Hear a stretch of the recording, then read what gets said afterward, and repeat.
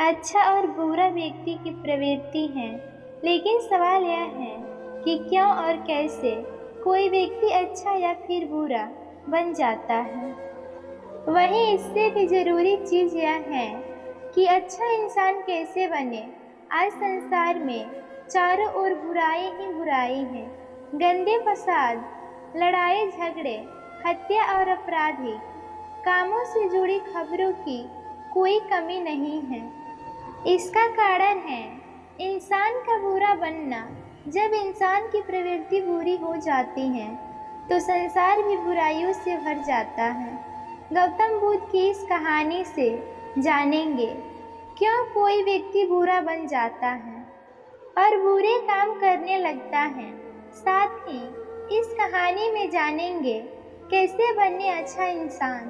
तो चलिए जानते हैं। एक गांव में एक शातिर चोर रहता था। पूरे गांव उस चोर के बारे में जानता था, लेकिन इसके बावजूद भी कोई उसे पकड़ नहीं पाया। उस शातिर चोर ने अपना संपूर्ण जीवन चोरी करने में लगा दिया। इतना ही नहीं, आसपास के गांव और नगर में भी उसकी बराबरी का कोई चोर नहीं था।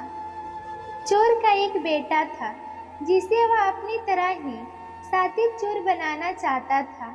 इसलिए वह अपने बेटे से हमेशा कहता था कि कभी किसी साधु या सन्यासी के उपदेश को मत सुनना। यदि कोई कुछ कहे भी तो अपने कान बंद कर वहां से भाग जाना। बचपन से ही उसका बेटा अपने पिता से इन्हीं बातों को सुनता आ रहा था, जिस कारण ये बातें उसके मन में बैठ गई थी। ऐसे में बड़े होकर बेटा भी अपने पिता की तरह शातिर चोर बन गया। एक दिन उसे बड़ा लालच आया और वह राजा के महल में चोरी करने के लिए उद्देश्य से जाने लगा। तभी रास्ते में लोगों की भीड़ नजर आई। चोर ने देखा कि लोग एक सन्यासी के चरणों में गिरकर उनका आशीर्वाद ले रहे हैं। वो सन्यासी गौतम बुद्ध थे। चोर साधु सन्यासी से दूर रहता था क्योंकि उसे अपने पिता से यही सीख मिली थी, लेकिन भगवान बुद्ध को देख वह उनकी ओर आकर्षित हो गया। इसका कारण यह है कि पहली बार उसे किसी तेजस्वी व्यक्ति के दर्शन हुए थे। अचानक उसे पिता की बात याद आ जाती है कि साधु सन्यासियों से दूर रहना चाहिए। चोर असमंजस में पड़ जाता है कि वह सन्यासी के पास जाए या चोरी करने के लिए आगे बढ़ जाए। एकाएक उनके मन में यह प्रश्न आता है कि आखिर पिताजी क्यों साधु संतों से दूर रहने को कहते थे। इसका उत्तर जानने के लिए चोर भी लोगों के बीच बैठ जाता है और भगवान बुद्ध के उपदेश सुनने लगता है। बुद्ध लोगों को झूठ बोलने की व्यर्थता और विश्वासघात के बारे में बताते हैं। उपदेश समाप्त होने के बाद सभी लोग अपने घर लौट जाते हैं और चोर भी चोरी करने के लिए महल की तरफ निकल जाता है। लेकिन पूरे रास्ते वह यही सोचता रहता है कि क्यों न एक बार उस सन्यासी के उपदेश में कई बातों को मान कर देखा जाए। इस तरह से वह चोरी करने के लिए महल की दीवार से कूदने के बजाय महल के द्वार से अंदर जाता है। उसे देख महल के द्वारपाल उसे रोकते हैं और भीतर जाने का कारण पूछते हैं। चोर कहता है, मैं चोर हूँ, मैं महल में चोरी करने जा रहा हूँ। द्वारपाल उसकी बातें सुनकर हंसने लगते हैं और कहते हैं, जरूर यह महल का सेवक या नौकर होगा और हमसे मजाक कर रहा है। यह सोचकर वे उसे महल के अंदर जाने देते हैं।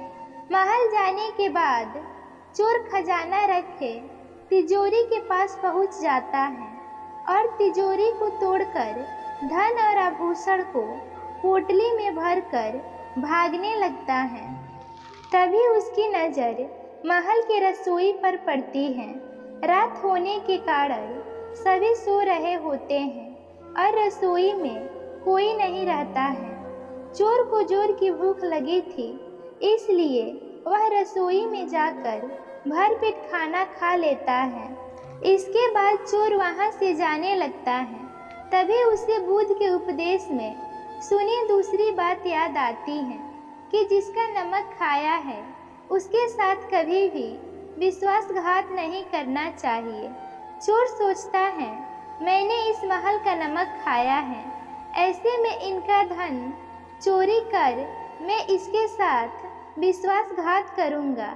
इसलिए चोर चुराए हुए धन को रसोई में ही छोड़कर जाने लगता है।